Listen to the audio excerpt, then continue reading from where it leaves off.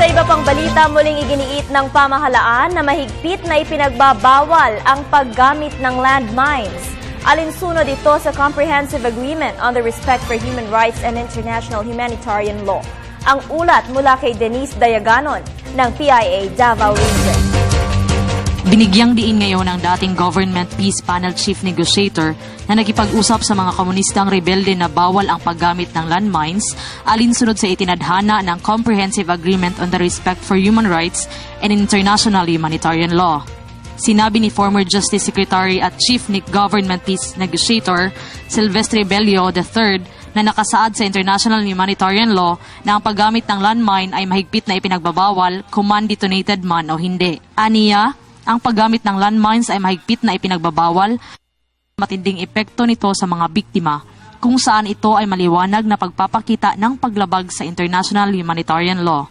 Sinabi ni Bello na kailangan din na maging maingat ang mga militar sa paggamit ng aerial bombardment dahil sa pinsalang idudulot nito maging sa mga sibilyan. Dili na. That's not true. The use of landmines is simple. The use of landmines in a warfare is prohibited under international humanitarian law. The device of detonating it is not material because the effect is always there, which is death of combatants. Yun ang bawal dyan, the use of landmines.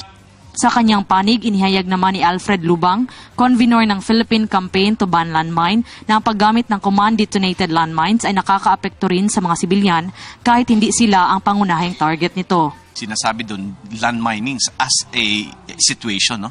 Binabawal doon in terms of principles ng international humanitarian law.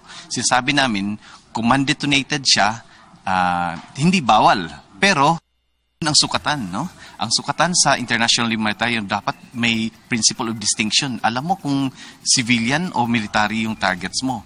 Pero kung nadadamay mo ang civilian, hindi ka nag-take ng measures para masigurado mo na ang target mo ay military lang. Isa yun. Yung proportionality, alam mo ang ginagamit nila, high explosive content, no? Kung makita mo yung mga biktima, as in sobra ang injuries, no? Unnecessary suffering pa ang ginugo through ng mga biktima. Ito rin paglabag sa principles ng international humanitarian law. Aniya, kailangang malaman ng mga rebelde at militar na hindi maaaring gumamit ng mga nakakapinsalang pampasabog lalong-lalo na yung mga high explosive content upang hindi makapinsala sa mga sibilyan. Para sa Telebisyon ng Bayan, Denise Dayaganon ng Philippine Information Agency Davao Region, nag-uulat.